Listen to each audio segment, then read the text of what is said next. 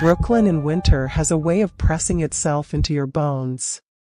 The streets, glistening with frost, seem almost alive, whispering tales of those who've tread them before.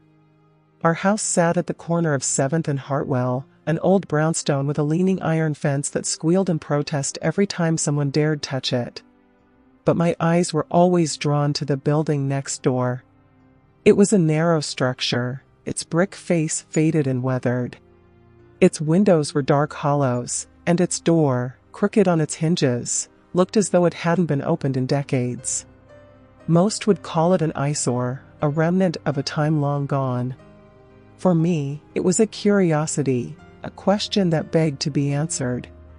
The first time I saw the lights was on a December evening. The kind of cold night where the sky seemed unnaturally clear, and the stars above competed with the ones strewn across the rooftops.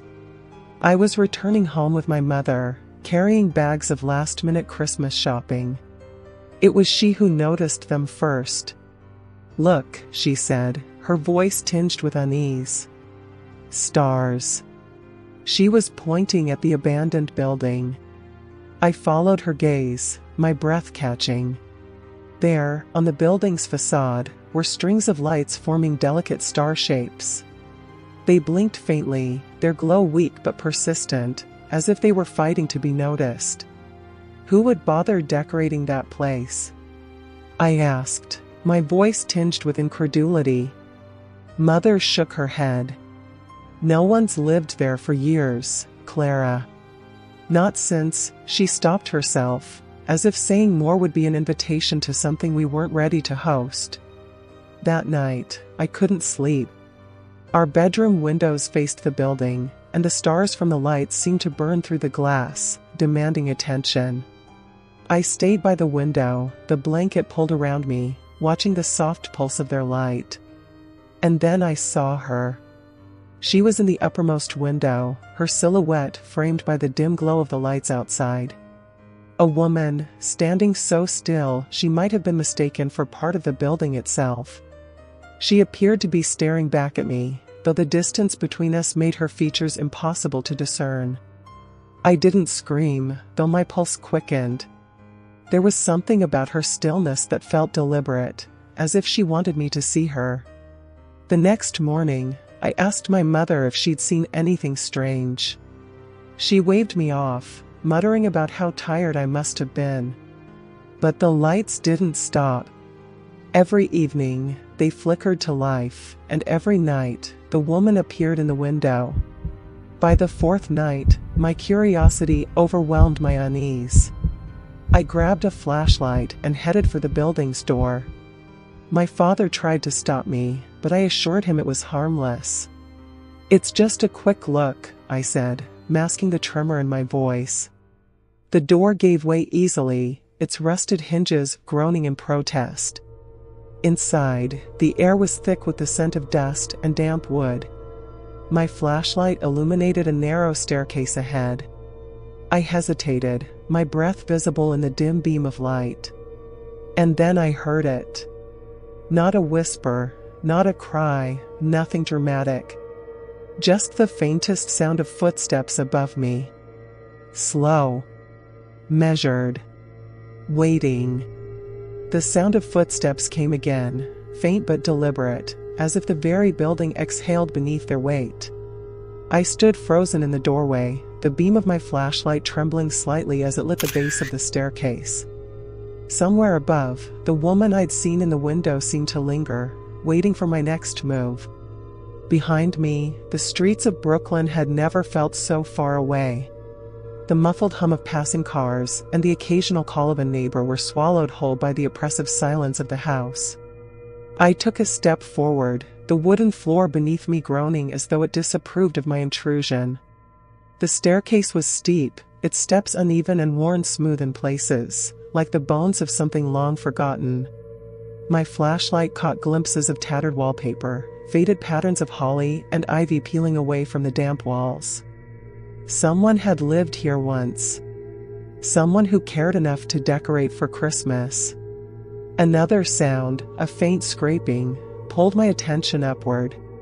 It wasn't footsteps this time, but something dragging, as though across the floorboards above. My breath hitched. I turned to retreat, the warmth of my own home just a few paces away, but the stars outside glimmered faintly through the dusty windows. Their light seemed to mock my cowardice, daring me to stay. "Who's there?" My voice sounded smaller than I intended, swallowed by the heavy air. There was no answer, only silence so deep it pressed against my eardrums. I climbed. With each step, the air grew thicker, heavier, as if the house itself conspired to hold me back. The flashlight flickered, its beam catching the edges of abandoned furniture, a sagging armchair, a warped side table, and an overturned sewing machine, its thread spool unraveled in a tangled mess on the floor. Then, at the top of the stairs, I saw it. The hallway stretched out before me, its end lost in shadows. But just beyond the nearest doorway, there was a faint glow. It spilled out across the floor like liquid gold, shimmering faintly as it pulsed. I edged closer, my hand trailing the wall for balance, though its damp surface made my skin crawl. As I reached the doorway, the light grew brighter, sharp enough to sting my eyes. I shielded my face, squinting against the glare, and stepped inside. The room was empty, at least, it should have been. Hanging from the ceiling, like stars frozen mid-fall, were strings of lights. They weren't ordinary decorations, their glow seemed alive, dancing across the walls in patterns that shifted and swirled. I stepped closer, captivated despite the growing unease that tightened my chest. And then, beneath the strands of lights, I saw her. She was sitting on a small wooden chair, her back to me. Her hair was dark, pinned in a loose chignon that gave her an air of timelessness, as if she had stepped straight from an old photograph. In her hands, she cradled something small, though I couldn't see what. I opened my mouth to speak, but before I could form a word, her head tilted slightly, just enough to suggest she had heard me.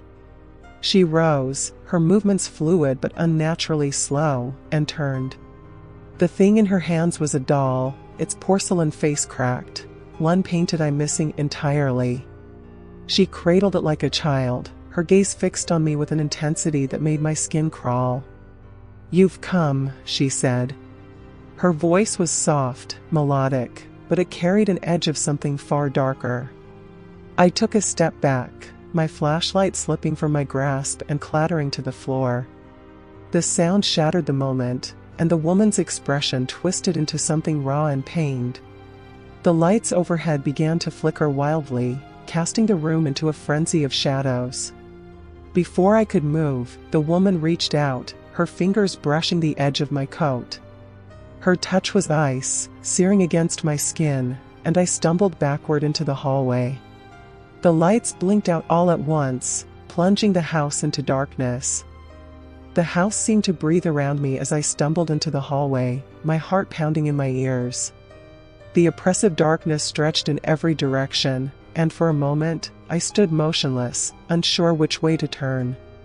The faint metallic scent of rust filled the air, mingling with the dampness of the decaying walls.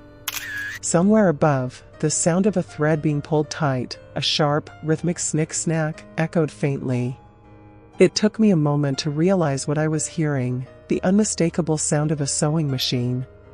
I should have left then, bolted back down the stairs and out into the crisp night air. But something kept me rooted, something stronger than fear, curiosity, perhaps, or that foolish sense of duty to uncover what shouldn't be seen. The sound grew louder, a steady rhythm that pulled me forward. "Who are you?" I called out, my voice thin and weak against the vast emptiness. The question hung unanswered, absorbed into the fabric of the house itself. I moved cautiously toward the sound, each step heavier than the last. The floorboards beneath me protested with groans and creaks, as if warning me to turn back. My hand trailed along the wall, finding another doorway just beyond the one I'd left. The faint glow of light spilled out again, though this time it was muted, flickering like a candle on the verge of being snuffed out. Inside, the room was smaller than the first, its walls lined with shelves holding spools of thread, scraps of fabric, and jars filled with rusted pins and needles. In the center of the room sat an old treadle sewing machine, its wheel turning lazily as if powered by an invisible force. The needle darted up and down, piercing through a piece of cloth I couldn't quite see. And then I saw her again. She was hunched over the machine, her back bent at an unnatural angle, her hands working feverishly to guide the fabric beneath the needle. This time, her hair was loose, cascading in dark waves over her shoulders, and her dress, faded and torn, seemed to shimmer faintly in the dim light. I opened my mouth to speak, but the words caught in my throat. Her movements were wrong, too fast, too jerky, as though her hands were being pulled along by some unseen force. And the cloth she worked on, it wasn't cloth at all. It was a tattered piece of velvet, rich and red, but stained with something dark. The longer I stared, the clearer the stains became, and the realization made my stomach turn. The woman's head snapped up, and her eyes, wide, unblinking, locked onto mine. "You shouldn't be here," she said, her voice a hiss that cut through the room like a blade. My body reacted before my mind could process her words. I stepped back, knocking into one of the shelves. A jar toppled, shattering on the floor, and its contents spilled out in a glittering cascade. Hundreds of needles scattered across the floorboards, their sharp points glinting in the faint light. The sewing machine stopped abruptly, its silence more deafening than the sound had been. The woman stood, the velvet still clutched in her hands. "Did you come to take it from me?" she asked, her tone brittle and accusing. "You can't have it. It's mine, they're mine." I didn't wait to find out what she meant. My instincts screamed at me to run, and this time I obeyed. I turned and bolted back down the hallway, the needles crunching beneath my boots as I fled. Behind me, the sewing machine roared to life again, its needle pounding furiously. Over its rhythm, I heard her voice, rising in a mournful wail that followed me down the stairs. "Don't leave me. You'll understand, when it's too late, you'll understand." I burst through the front door, gasping for air as I stumbled onto the street. The chill of the night hit me like a slap, and I turned to look back at the house. The stars were there again, shining brightly on the building's facade, their glow as tranquil and beautiful as ever. It was as if the horror inside had never existed, as if the house were nothing more than an empty shell. But in one of the upper windows, I saw her silhouette, standing still, cradling the velvet in her hands. And though I couldn't hear her voice anymore, I could feel the weight of her gaze, following me as I backed away. I didn't sleep that night. How could I? The image of her, the twisted, jerking movements of her hands, her voice laced with accusation, was burned into my mind like the afterimage of a flame. From my bedroom window, I could see the house next door, its windows now dark and lifeless. But the stars, those glowing Christmas lights, still adorned the facade, pulsing faintly, as though the building itself was breathing in the cold December night. Morning brought no clarity. The chill in the air carried with it the echoes of her words, "You'll understand, when it's too late." What did she mean? What was I meant to understand? Despite the fear gripping me, a compulsion, a maddening need to unravel the truth, took root deep within me. I had to go back. The idea filled me with dread, yet it was as if an unseen thread was tugging at my very core, pulling me toward the house. By the time the sun set, I had resolved to return. I told myself it would be quick, a brief visit to the house during the safety of the evening hours. After all, what could happen when the streets outside bustled with holiday cheer and the lights of Brooklyn twinkled warmly in every window? As the evening deepened, I found myself once again at the threshold of the house. This time, the door was slightly ajar, its heavy frame sagging on rusted hinges. I stepped inside, the sound of the world outside muffled as if by an unseen barrier. The air felt different, heavier, somehow, like the house was aware of my presence. The hallway stretched before me, familiar yet foreign. The faint scent of cinnamon and pine lingered, an illusion of comfort that only made the growing sense of wrongness more acute. I reached the stairwell, its banister worn smooth by time, and began to climb. The wood creaked beneath my weight, each sound like a whisper echoing through the stillness. When I reached the second floor, I froze. The room with the sewing machine was no longer empty. The shelves were bare, stripped of their contents, and the machine itself stood silent, its needle threaded with shimmering silver. But what truly stopped me was the table beside it. There lay the velvet. Only now, it had been transformed into a star-shaped ornament, the edges trimmed with gold thread that glinted in the faint light. Beside it, scattered like an offering, were photographs, sepia-toned, curling at the edges. I leaned in, my breath catching as I recognized the figures in the images. Families. Smiling children clutching dolls and toy trains. Women in simple dresses, their faces lit with joy as they posed in front of Christmas trees adorned with ornaments shaped like stars. One photo, in particular, stood out. A young woman, her face unmistakably the same as the figure I had seen at the sewing machine, stood in the center of the frame. Her smile was subdued, almost wistful, as she held a single star-shaped ornament in her hand. "You see them now, don't you?" The voice came from behind me, low and soft, but with an edge that set my pulse racing. I turned sharply, but the hallway was empty. "You see what they meant to me?" The voice was closer now, and though I couldn't see her, I felt her presence, cold and heavy, pressing against my chest. I backed toward the stairwell, my heart pounding as the sound of the sewing machine roared to life once more. The needle darted up and down, stitching furiously through fabric I couldn't see. The photographs began to flutter, caught in a breeze that had no source. "I gave them everything," the voice continued, rising in intensity. "Every stitch, every thread, every part of myself. And they left. They always left." The glow from the Christmas lights outside began to seep into the room, bathing it in an eerie red hue. Shadows danced across the walls, their shapes twisting into figures that seemed almost alive. "Why do you come here?" the voice demanded, harsh and ragged now. "Do you mean to take them from me too?" No. I stammered, my voice barely audible over the cacophony. "I don't want anything from you." The sewing machine stopped abruptly, the silence that followed more oppressive than the noise had been. For a moment, all was still. Then, slowly, the shadows on the walls began to coalesce, taking on the shape of the woman herself. She stepped forward, her form translucent but solid enough to send a shiver down my spine. Her eyes burned with a mix of sorrow and anger, and in her hands, she clutched the star-shaped ornament. "You can't leave," she whispered, her voice trembling with desperation.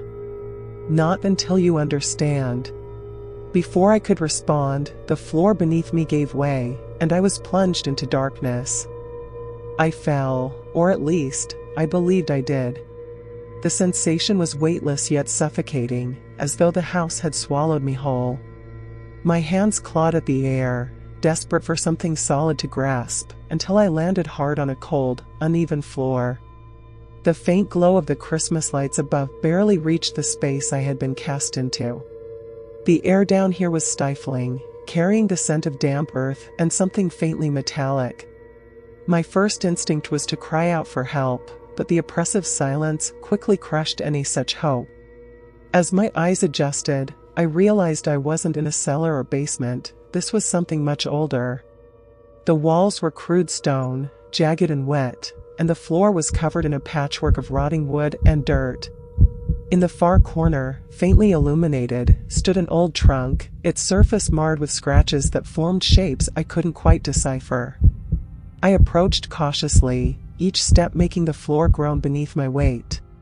The trunk seemed to pulse faintly, as though it were alive, and the closer I got, the more the air seemed to vibrate with an invisible hum. When I reached it, my hand hovered above the latch, trembling. Before I could lift the lid, the soft sound of fabric brushing against stone made me freeze. I turned sharply, and there she was again, the woman from the photographs. But this time, her appearance was far worse. Her figure seemed fragmented, as though parts of her were being torn away by unseen hands. Her dress shimmered like the stars she so carefully crafted, but it was frayed and unraveling. Her eyes burned with a mix of anguish and fury, fixed intently on me. "You've come too far," she said, her voice reverberating through the space. "You shouldn't be here." I didn't mean to, I managed, my voice weak against the weight of her gaze. "I just want to understand." At that, her expression shifted, softening just enough to reveal something beneath the rage: grief. "You want to understand?" she repeated, stepping closer. The air between us grew colder, but I couldn't move. "Then you must see what I saw. Feel what I felt." Before I could protest, she reached out, her hand brushing against my temple. The world around me dissolved. I was no longer in the cold, dark room beneath the house. Instead, I found myself in a workshop, warm and bustling with activity. The air was filled with the scent of pine and candle wax, and the soft hum of holiday carols drifted in from somewhere unseen. The young woman stood at the center of the room, her hands working deftly at a sewing machine. She looked different now, alive, vibrant, her face lit with determination. Around her, rows of star-shaped ornaments lay neatly arranged, each one more intricate than the last. But as I watched, the warmth began to fade. The carols turned discordant, the notes clashing like shattered glass. The once cheerful glow of the room dimmed, replaced by flickering shadows. A man entered, a figure I couldn't quite make out, his features obscured as though a veil had been drawn over his face. He spoke to her, his tone sharp and unyielding, though I couldn't hear the words. She pleaded with him, her hands trembling as she held up one of the ornaments. He swept it from her grasp, the delicate creation shattering against the floor. She fell to her knees, her cries silent but heart-wrenching, as the man turned and disappeared into the shadows. The scene shifted again. Now, the woman sat alone in the darkened workshop. The stars she had so lovingly crafted lay scattered and broken around her. Her hands, once steady and sure, trembled as she tried to piece them back together. But it was futile. No matter how hard she tried, the threads unraveled, the shapes distorted.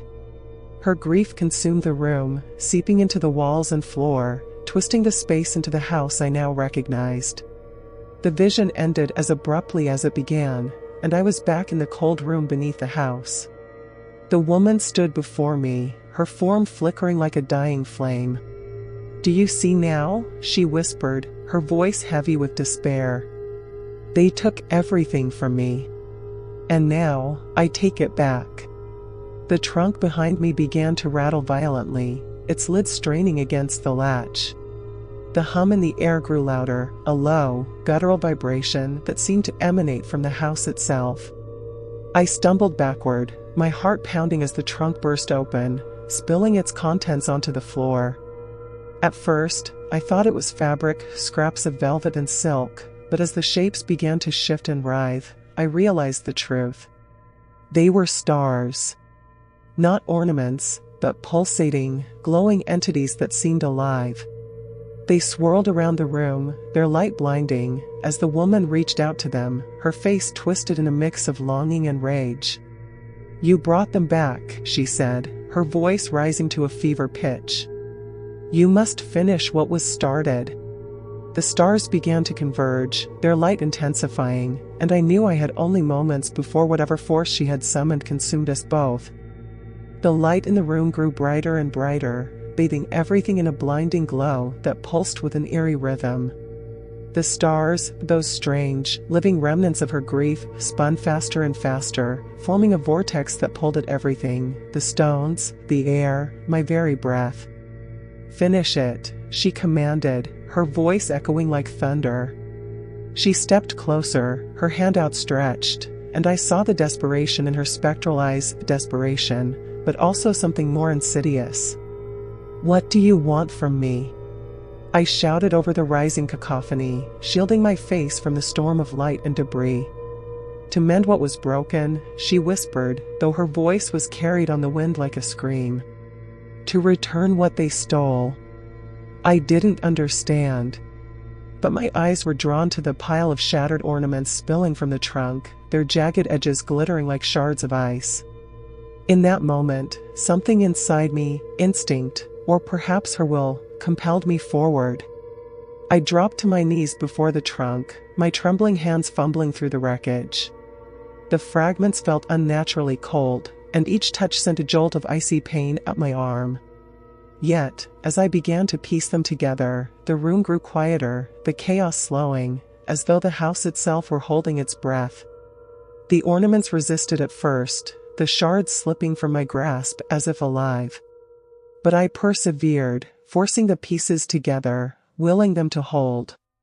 With every fragment I mended, the glow of the stars dimmed, and the woman's form grew fainter. "No," she hissed, her voice cracking with fury. "Not like this."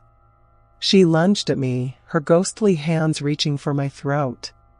But before she could touch me, the stars, her stars, reacted. They surged toward her, their light flaring one final time.